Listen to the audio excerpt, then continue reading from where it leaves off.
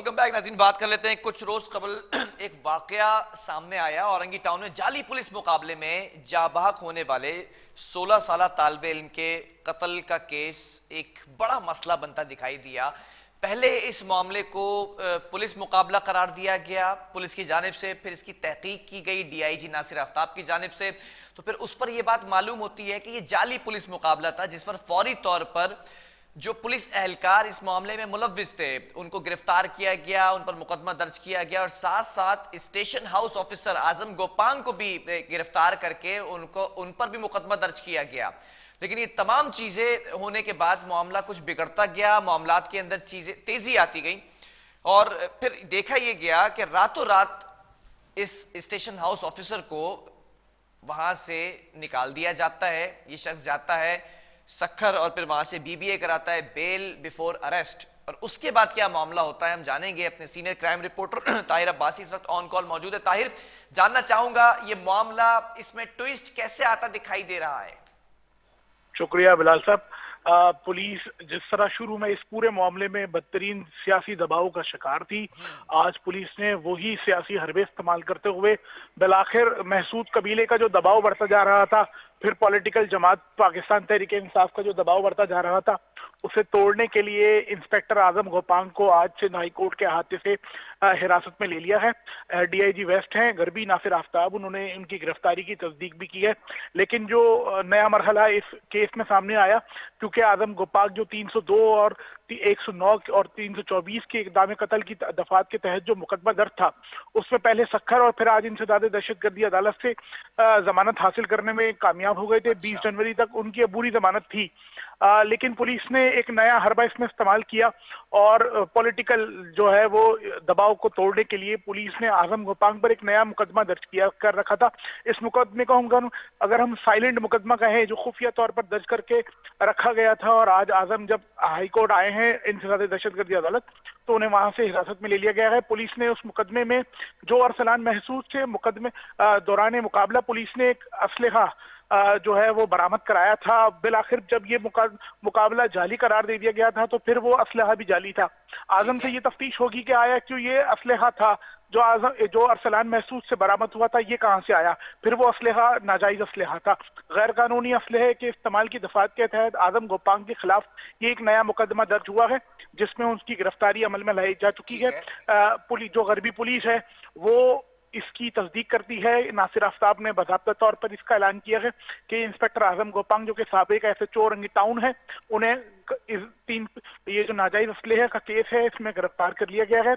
जबकि जो 302 के दफात के तहत जो मुकदमा दर्ज था कत्ल की दफात के तहत अरसलान महसूद की, उसमें वह बुरी जमानत पर है 20 जनवरी तक।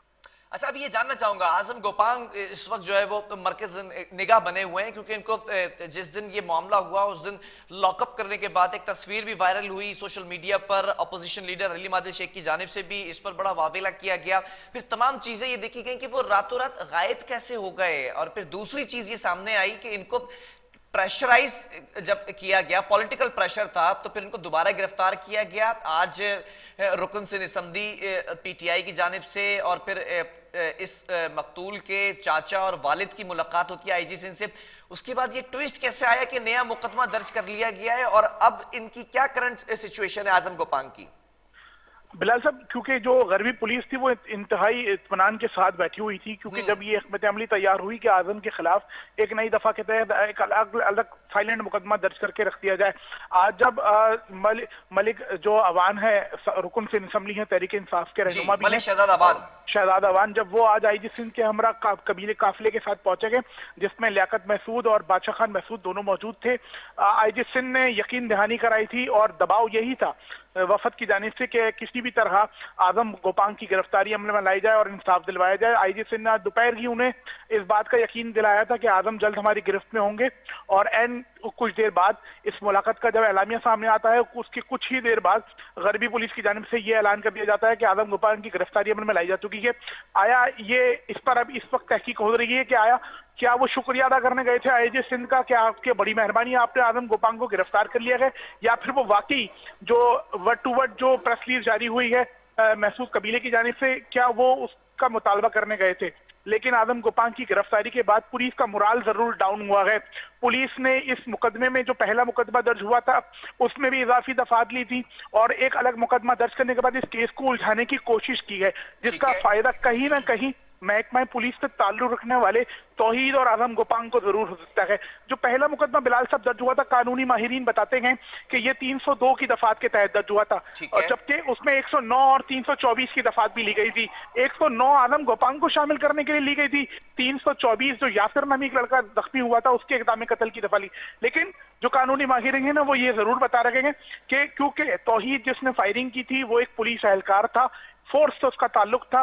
पुलिस का जो एक कानून है 155/C उसके मुताबिक पुलिस एहलकार जब किसी शख्स को फायरिंग करता है और अगर उस फायरिंग से कोई शख्स मर जाता है तो वो कत्ल खता कहलाता है, ठीक वो है। कत्ल नहीं कहलाता। और पुलिस का मुलाजिम होने की हैसियत से उस पर 302 की दफा उस पर किसी कानून के तहत नहीं लगती। तो कानूनी माहिरीन यही बताते हैं कि ये जो 302 की दफा के तहत जो पर्चा हुआ है, जो मुकदमा दर्ज हुआ है, इसका फायदा आगे जाकर ये जरूर जो है वो जो पुलिस एहलकार हैं तौहीद और इंस्पेक्टर आजम गोपांग उनको जरूर होगा।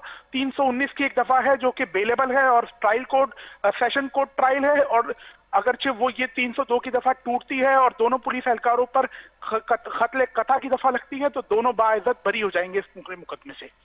अच्छा, ये तो आपने बता दिया। आजम गोपांग के लिए मैं एक आपसे सवाल करना चाहूंगा क्योंकि आप क्राइम रिपोर्टिंग करते हैं। इस शख्स का बैकग्राउंड क्या है, इनका बिहेवियर कैसा है? क्या ये इसी नेचर के मालिक हैं कि किसी को भी ऑर्डर दे दिया जाए, किसी के लिए भी कुछ कर दिया जाए, जो ये मामला हुआ उस रात? बिलाल साहब, क्योंकि आजम गोपांग एक ताकतवर शख्सियत है महकमा पुलिस में, खुद ट्रांसफर पोस्टिंग हो या फेडरल इन्वेस्टिगेशन एजेंसी में बासानी आना और जाना ये उनके लिए कहलाता है बायात का खेल। अच्छा। आजम गोपांग इससे पहले फेडरल इन्वेस्टिगेशन एजेंसी को भी खदमात दे चुके हैं। जब वो कराची पुलिस वापस आए तो उन्होंने मनपसंद थाने शहर के पोश तरीन थानों में बासानी पोस्टिंग ली और वो लेटर हैं दरख्शा से भी सस्पेंड किए गए थे, if I am not wrong. बिल्कुल, इनका एक प्राइवेट बीटर पकड़ा गया था दरख्शा थाने से जिला जुनूबी में, इमरान काका। बिल्कुल, काका की जो इंटरोगेशन थी उसमें ये साबित हुआ था कि वो आजम गोपांग के लिए शहर भर से भत्ता इकट्ठा करता है। उसकी इंक्वायरी रिपोर्ट की रोशनी में इन्हें बरतरफ करके नौकरी से अब तो बरतरफ कर दिया गया है। पहले इन्हें जो है वो मुअत्तल करके इनके खिलाफ इंक्वायरी की थी क्योंकि ताकतवर शख्सियत है। थाना गुलस्तान जौहर पोस्टेड हुए थे, वहां भी ये सस्पेंड कर दिए गए थे। जी, वहां से भी इन्हें इन्हीं जो इंक्वायरीज थी उसकी दफा उसी रोशनी में मुअत्तल किया गया था। लेकिन आजम गोपांग जैसे मैंने आपको बताया एक इंतहाई ताकतवर शख्सियत है। अच्छा। पॉलिटिकल अगर आप हाथ कहें तो वो भी उनके ऊपर बहुत मजबूत तरीके से तो ये कहना गलत नहीं होगा कि सियासी असर और रसूख रखने वाली शख्सियात आज भी आजम गोपांग जैसे शख्स के अकब में मौजूद है? बिलाल साहब, बिल्कुल इसका बोलता सबूत ये बात है कि जिस वक्त अरसलान महसूस का जाली पुलिस मुकाबला होता है, आजम गोपांग को डीआईजी वेस्ट खुद लॉकअप में बंद करवाते हैं और उसकी तस्वीर रुकन Sindh assembly opposition leader Haleem Adil Sheikh को भेजते हैं। और जब दूसरा दिन आता है जब आजम गोपांग को पुलिस कोर्ट में पेश नहीं करती तो लियाकत महसूद को घर भी पुलिस ये बताती है कि आजम गोपांग मफरूर हैं। फिर जब तस्वीरें वायरल होती हैं तो पुलिस का एक बाकायदा एक बयान सामने आता है कि आजम को हम जल्द ले लेंगे। तो ये पॉलिटिकल दबाव ही था जिसकी वजह से आजम को उस वक्त मौके की मुनासिबत को समझते हुए पुलिस को वहां से निकालना पड़ा होगा। लेकिन आजम एक ताकतवर आदमी है और वो जो कुछ अब तक 3-4 रोज में जराए बताते रहे हैं, सक्खर से उन्होंने जमानत कराई, वो मजबूत जो है वो दबाव डालते रहे हैं कि किसी तरह उन्हें इसमें से निकाला जा सके, लेकिन वो कामयाब नहीं हो सके। बहुत शुक्रिया इस कदर डिटेल ब्रीफिंग के लिए। और नाज़रीन, आपने देखा कि जिस तरह से कानूनी माहिरीन का कहना है कि जो दफात लगाई गई हैं वो इन दी एंड पुलिस के जो अहलकार हैं और ये जो इस वक्त उस वक्त के स्टेशन हाउस ऑफिसर आजम गोपांग जिनका शजरा पूरा आज हमने खंगाला इस प्रोग्राम के अंदर, उनके लिए फवाइद का जो है वो फायदेमंद साबित हो सकता है और ये उससे मुस्तफीद हो सकते हैं। अब देखना यह है कि किस तरह से प्रेशर बिल्ड किया जाएगा अपोजिशन की जानिब से और दूसरी सियासी जमातों की जानिब से और इन कबायली लोगों की जानिब से। बहरहाल प्रोग्राम का वक्त खत्म हुआ। इस मुकदमे को कल फिर जो है वो डिटेल ब्रीफिंग के अंदर जो है वो इसके ऊपर अपडेट्स आपके सामने रखेंगे। अल्लाह हाफिज।